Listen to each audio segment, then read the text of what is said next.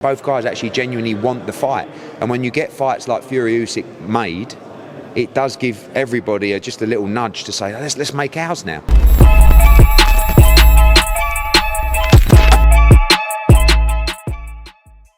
Pro Boxing Fans here with Eddie Hearn. Eddie, fight week.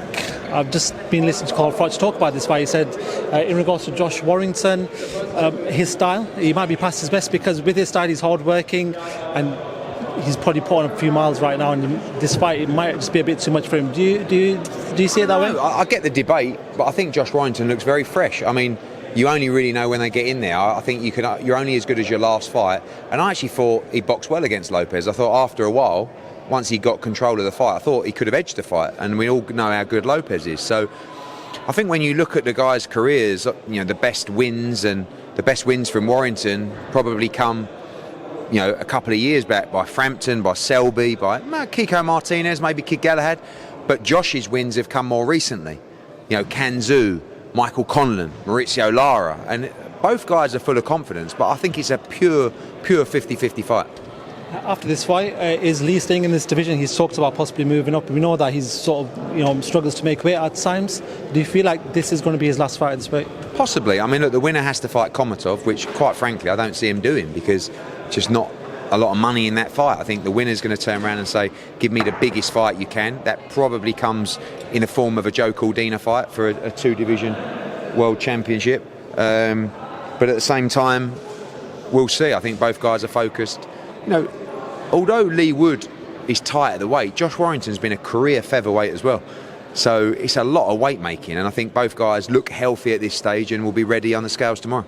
Just want to quickly ask you a question outside this fight. Tyson Fury and Usyk's been announced. Obviously, the date's going to get announced. They're saying after the fight against Ngannou. Does that put your plans off for December 23rd? We know AJ might have been fighting in December. Eubank. No, if we get the Eubank fight made, we will go December 23rd because we will have to announce that in the next 2 weeks. So you'd go up ahead with them? We would really have to. I mean, I don't know whether they're going to go December 23rd. Maybe there's some conversations with them before we announce our fight, but that is our date. And whilst the other fight is not announced, there's a good chance we'll go straight up and announce. But we'll have to see. I mean, obviously, we don't want to go on the same night. It doesn't make sense for either fight, but we'll see. Eddie, 10 years today. Anthony Joshua made his pro debut. Just your recollections of your time working together. I can't believe it's been 10 years. Probably feels like about 3 or 4. I think we all owe AJ, honestly, like us as a business, even as a family, you guys, I don't think we'd all be here in the same capacity without him. I think, heavy is the head that wears the crown. I think he's had a massive amount of pressure and responsibility on him over that period. And let's be honest, when has he ever really behaved in a way that's been over controversial or disrespected the sport or disrespected the public? He's always given us the best fights. He's opened up stadium fights. He's given his time to the community, to kids. He's got everybody interested in the sport, from nans and granddads to kids and aunts and uncles and women and men. And, everybody should be thanking him for his service for the sport. And I truly believe he has a couple of huge nights left and maybe even the biggest moments of his career. And he sits now, I guess, as a mature heavyweight. For a long time he was like a raw heavyweight. Now he's a mature heavyweight that has his eyes set on some big fights. I'm sure you don't want to upset any of your fighters, but when you reflect on everybody you've worked with, is he the best signing you've made? Yeah, I mean, I think that we've both worked so well together. Right? As a fighter, you're only as good as the path that's set out for you. But as a promoter, you're only as good as the talent that you promote. And he was the one. I remember going up to Sheffield many years ago and seeing him just before he went to the World Championships. Just met him. And he went to the World Champs and won silver, out of nowhere. And he should have really won gold in that World Champs. Then he went in the Olympics and I was like, almost hope he doesn't win gold because I think I've got him here. I think I'm going to sign him. But if he wins gold, the checkbooks are coming out, everybody's... And that's what happened. And I'll always be thankful for him choosing me and choosing us, and we've had an unbelievable journey together, and I can't believe it's been 10 years, but certainly changed my life, like I said, my life, my family's life, the company's life, and I think together we've helped him change his as well. So your comments in the Matchroom interview that you're still hopeful of trying to make that Deontay Wilder fight, is that the front runner for you currently still, or? Whether that's next, because if it is next, he could go in December. But that fight, in my opinion, will 100% happen in the first half of next year, maybe even in the first quarter. Like, I can't tell you any more than I'm talking to Shelley Finkel, and we've made it crystal clear, as they have to us, we want this fight. Like, we're talking about Vegas, we're talking about Wembley, and we appreciate the money might not be completely the same as what we've been offered by Saudi Arabia, but and money's always important, but I think both guys actually genuinely want the fight. And when you get fights like Fury Usyk made, it does give everybody just a little nudge to say, let's make ours now. And there's a definite feeling from their team and ours to get that fight over the line. You've got you've got 2 dates obviously in December booked already. There's talk of December 2nd going then, December 23rd, Eubank Benn, if that one was to go ahead. Where does AJ fit into all of this? If it's not Wilder, where do you put him in December? We'll see. I mean, it could go on December 23, maybe even as well. You know, December 2nd is a fantastic card that we're announcing on Saturday night for Britain. And 23rd is our date for Ben Eubank. And I truly believe that fight will get made for that date. And it's been described as ticking over, but we found out recently that AJ's training at Ben Davison's gym. Is there any potentially maybe change your trainers again? No. And what do you make of that? No, definitely ticking over. I mean, AJ respects Ben Davison. They talk quite a lot. I just feel like with the uncertainty of knowing about the December date, we just don't know whether he's going to fight in December. And if he is going to fight, he didn't want to be sitting around for 2 or 3 weeks just not boxing. So he's gone into Ben's gym, working with him, and obviously they've got a great team of fighters there, some of which he knows as well, just sharpening the tools before he returns to Derek James. With Wilder potentially first quarter, the December fight, could you give us a list of names? Obviously it's not going to be a big name, I'm guessing. Yeah, I mean, it'll be someone from the top 15. I honestly haven't been in negotiations with any fighters. But yeah, I mean, it's difficult. I think ticking over is a bit harsh because they're all dangerous fights, but it would certainly be a smaller fight than Wilder, but we've got to decide whether we run out in December or not. Oscar De La Hoya came out yesterday and said all the promoters should work together. Can you see a scenario, maybe Al Heyman come into the zone and you guys all maybe working together? Could that potentially happen? Maybe. I mean, look, the zone is a global platform, and you know, they've got the ability to bring other fights to the platform. We have a long-term deal with them.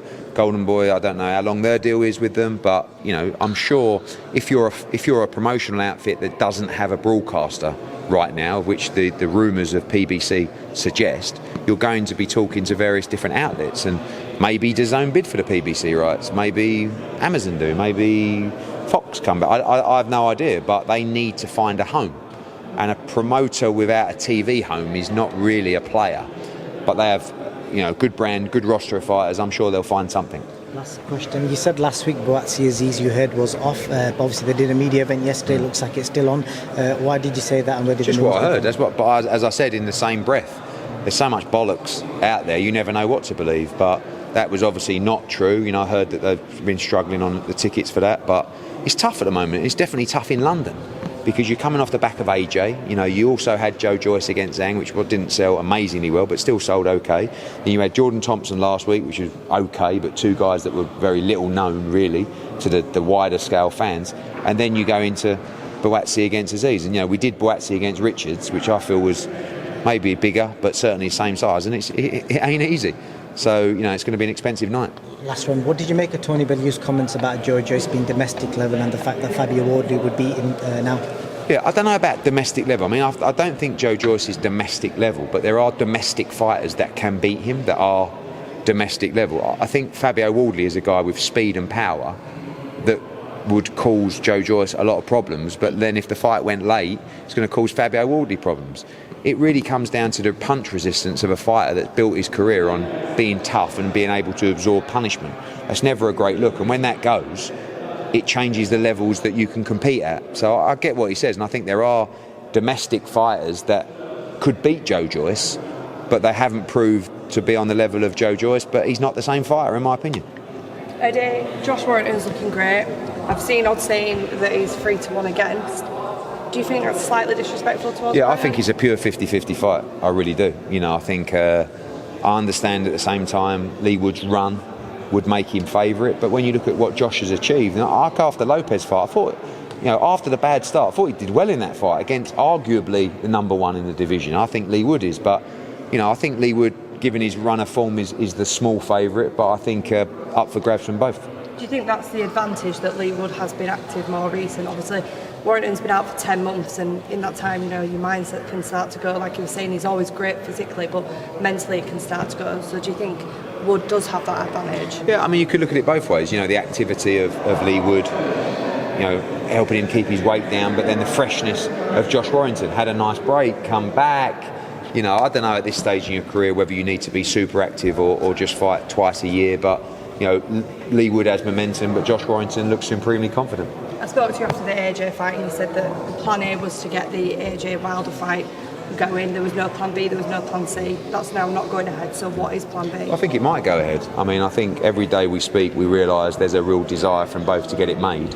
And now we're looking at other options, and Vegas and Wembley, looking at what money can be generated for those nights. And whilst we appreciate it might not sit directly alongside the offer from Saudi Arabia, we still want the fight. Wilder wants the fight.